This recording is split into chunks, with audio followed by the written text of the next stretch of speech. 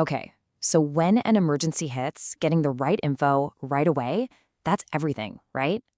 But what if that info could do more than just, inform you? What if it could actually connect you? Today, we're going to dive into how one social network is trying to turn a simple alert into a real community lifeline. Picture this. The ground starts to shake, then it stops. And there's that weird silent moment of, what just happened? Was that a big one? Is everyone okay? For so many of us, the very first instinct is to grab our phone. And then, bam, a notification pops up. It confirms exactly what you felt, a magnitude 4.0 earthquake just a few miles away. Okay, great info to have for sure. But that's really only half the story, isn't it? The real questions start flooding in. Is my street okay? Did that huge old tree on the corner finally come down? What about my elderly neighbors? Are they all right? And see, that's the real problem with most emergency alerts we get. They're just a broadcast, a one-way street. They're great at telling you what happened, but they have no way of telling you what's happening, like right outside your door, or even just a few houses down the block. So here's the thing. That official information is absolutely vital. We need it. But in those first few minutes and hours, it's that human connection that gives you real peace of mind. It's what lets a neighborhood start helping itself, neighbor to neighbor. And this is exactly where your neighborhood social network, Nextdoor, is stepping in. They've rolled out a brand new feature designed to bridge this exact gap. And their key partner on this? Well, it's a real heavyweight when it comes to credibility. Yup, they've integrated real-time earthquake data directly from the US Geological Survey, the USGS. They are the definitive source for this stuff. So this means the second the USGS knows about a quake, your neighborhood can know too. But again, the real innovation here isn't just getting another alert on your phone. It's all about what happens a split second after that alert shows up. So how's it work? Well, it's actually super simple. First, the USGS detects the earthquake. Step 2, Nextdoor gets that data instantly. Third, you get a really targeted alert right in your neighborhood. And then, and this is the real game changer, Step 4, the community conversation kicks off, right there under the alert. And what's so interesting here is how clearly this shows the shift in thinking.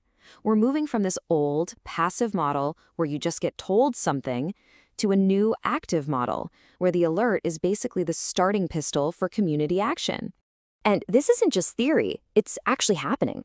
People are immediately jumping on to check on each other, to offer help like, hey, I've got extra water if anyone needs it, or to share that super specific local info you can't get anywhere else, like power is out on Maple Street, but it's still on over here on Oak. It's basically crowdsourced awareness in real time. This quote from the CEO, Nirav Tolia, really hits the nail on the head. It shows that this isn't some side project for them. It's right at the core of their mission, connecting neighbors when it truly, truly matters most. Now, this USGS partnership is the big new thing, but it's actually part of a much bigger play here. They're trying to build a whole safety net for neighborhoods, and this system has been growing like crazy. Just look at this number, 3.7 million. That's how many alerts they've already delivered since this thing launched. I mean, the scale is pretty huge. And what's even crazier is the growth. A 400% jump in alerts delivered just since that launch.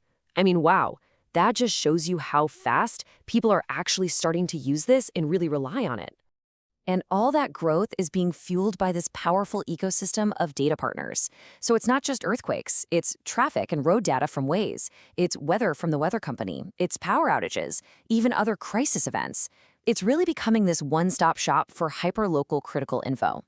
Okay, but this system isn't just for us, residents checking on each other. It's also designed to be a really powerful tool for the professionals, the first responders who are tasked with keeping us safe. So public agencies, they get access to this cool thing called an alerts map. They can literally see what their communities are seeing in real time. They can jump into conversations to clear up rumors, share links to official resources, and make sure the most critical updates actually get seen. It turns that old one-way broadcast into a real two-way dialogue with officials. So when you put all these pieces together, you've got the real-time data, the instant community conversation, the engagement with officials. What does it all really add up to? Well, what we're looking at is a fundamental shift. We're moving away from a world where we just passively get safety news to one where we are all active participants in creating a real-time, responsive safety network. It's a huge difference. And that leaves us with a pretty fascinating question to think about.